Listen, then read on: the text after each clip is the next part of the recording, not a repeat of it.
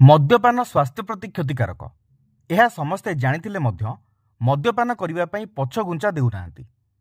समाज में मद्यप मानकर संख्या धीरे धीरे बढ़िबारे लगी, जहाँफल शारीरिक रोगाक्रांत, पारिवारिक समस्या, गोष्ठी संघर्ष एवं हिंसा आदि अनेक समय देखा मिलता है। तेबे पूर्व अपेक्षा राज्य में मद दुकान संख्या वृद्धि पाई। अनियमितता भाव गाँ एवं बस्ती मानक अनेक देशी मद प्रस्तुत करा जाई चोरारे बिक्री करा जाउची। सरकारी स्तर में अनेक समय मद को नहीं अनेक कथा उठी। राज्य में मद बंद प्रसंग हेउ अबा मदरू मिलुवा राजस्व प्रसंग को नहीं गणमाध्यम अनेक खबर प्रकाश पाई, तथापि यह उपरे कौनसी प्रकार पदक्षेप ग्रहण करा जाई नहीं। राज्य में मद बंद प्रसंग बारंबार उठुले मध्य मदरू मिलुवा राजस्व मद बंद करिबारे बाधक साजिछि। सूचना योग्य जे 2023-24 वर्ष में अगस्ट मास सुधा 2655 कोटी राजस्व आदाय होइतिला। 2022-23 रे 6455 कोटी, 2021-22 रे 5529 कोटी एवं 2020-21 रे 4053 कोटी राजस्व आदाय होइतिला। सेहीपरि राज्य में 1928 किस्मर मद दुकान रही। सरकारी स्वीकृति प्राप्त मद दुकान मध्य ठिपी बंद मद दुकान 1163, ठिपी खोला मद दुकान 702, ठिपी खोला क्लब 19, बियर पार्लर 56 एवं 36 मिलिटारी कैंटीन रही। तेबे निशा निवारण अभियान सदस्य कहते जे जेतिकी अबकारी राजस्व मिलुची ताठारु अधिक खर्च होउची मद्यपान जनित स्वास्थ्य खराब पाई।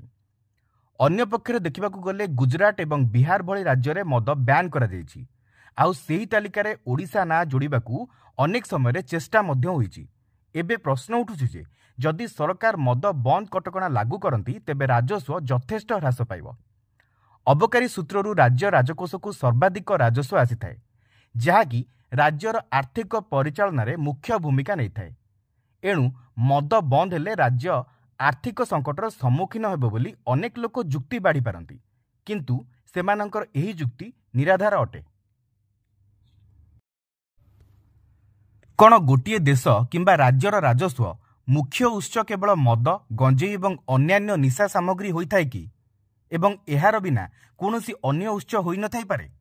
जदि नाही, गुजरात भली राज्य में मद बंद हेबा सत्वे से राज्य किपरि आर्थिक क्षेत्र में देशर द्वितीय श्रेष्ठ राज्य होई पारिछि? अबकारी सूत्र राजस्व वृद्धिर एकमात्र उत्स नुहे, एहाठारु बहु अधिक राजस्व प्राप्तिर उत्स रही। किंतु पूर्वर सरकार माने से दिग प्रति पदक्षेप न नहीं से दिग प्रति घोर अवहेला करिसेंति। कृषि, पर्यटन, खनि एवं शिल्प क्षेत्र में सर्वाधिक राजस्व प्राप्तिर स्पष्ट संभावना रही।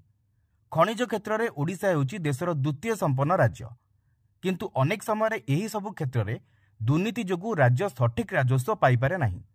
किंतु वर्तमान परिवर्तनर समय आछि। जदि नुआ सरकार कृषि, शिल्प, पर्यटन और खनि प्रति सविशेष दृष्टि दियंती तेबे मद बंद जनित राजस्व अभाव रुहंता नहीं, बरं कृषि, शिल्प, पर्यटन एवं खनि क्षेत्र में राज्य समृद्धि हुई देशर अन्यतम धनी राज्य होई पारंता। स्पेशल रिपोर्ट, समीक्षा न्यूज।